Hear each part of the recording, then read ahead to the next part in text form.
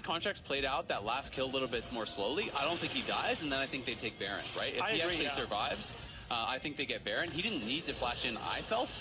But he was hyped. He got the triple kill. He wanted the quadra kill. You know, he wanted to get an announcement. I feel it. I feel it. That said, with the isolation damage onto the Baron, that definitely would have been Baron. That's why I said, like, I believe they'll get it because Kha'Zix is fantastic at melting single target neutral objectives. Dokla. This could be a pretty bad situation. Fudge throws down the gauntlet, and he's going to kill the Dokla here. That's going to be a solo kill. Ready to go. A little bit more damage. Chases through him there. Waited on the second part of the slice and dice to chase the Ornn through his own dash. And Fudge cuts him down. The pure 1v1 on the bottom side of the map.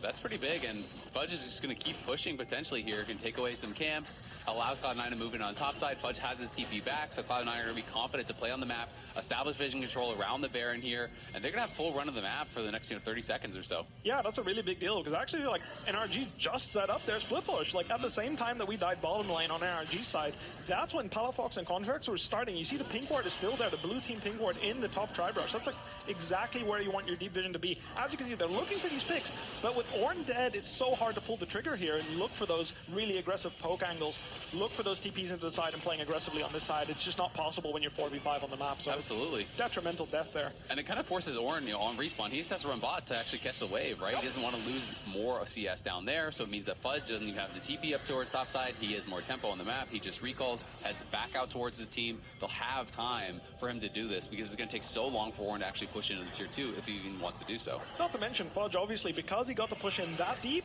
it's his turn to move into the top side, and if C9 were to choose to contest this top side vision against the Kha'Zix and LeBlanc, they would break them again. In this case, they decide to go into the bottom side, not opting into top side because we're completing very important items on MNS here as he finished his Mythic. You asked me about what I think about Ginsu's. I think, realistically speaking, both Mythics are great for her as they make the pick here.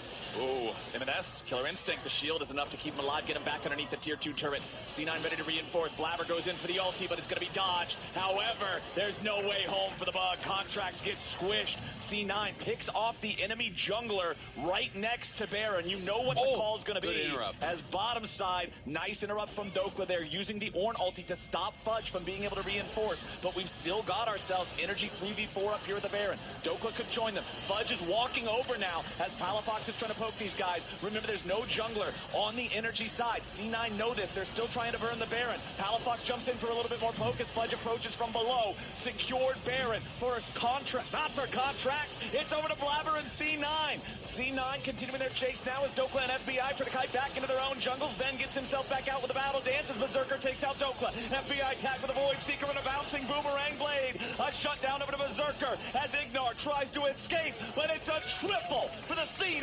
AD carry. Palafox jumping back over the wall, trying to distort something, trying to find some kind of a kill on the back end of the fight. Contracts is coming in. He finds Blabber, immediately gets the first kill. Now MNS has to try to escape, and Contracts looks for more. Flash into the queue, but it's not quite enough as MNS flashes away to escape. My God, what a long fight. Really nice play by C9. They're playing against Ezreal. Ezreal entirely skill shot based, like I mentioned, and what they did was put the piggy in the front, everyone else behind the purple snake, and you can't get hit by his poke. So what ends up happening is FBI is trying to get poke into the backline. However, because he's ignoring Blabber and his enormous health bar with how fed he is this game, oh my, another pick here. Yeah, Contracts just has no chance. He's isolated, so he takes every bit of damage from that Acathian range. Just gets bursted down by Sven and MNS. You asked me about Kai'Sa's build. I'm just going to interrupt what I was saying and say, look, if she can do that without Luden's Echo, then, you know, like, what does it really matter? You know, like, she wants it either way. I mean, one auto-attacks you 4 times, the other one auto-attacks you twice, one-shots you. I mean, like, two ways down the same road. My health bar disappears either way. I do think Luden's is a little bit more optimal because you do have less counterplay to her max range poke. If she is hitting you with Ginsu's, that means you get to interact with her, which is a privilege you don't always get playing against Kai'Sa. Yeah, she's often 4 screens away one-shotting you, so. Pretty much, yeah. As I was saying about the Baron sequence, is a big thing about Ezreal's poke is he needs to hit the first target he's throwing his skill shots at, right? And before you finish that armor penetration item, that all-important Cerulean Grudge tanks do a really good job of just eating the Qs.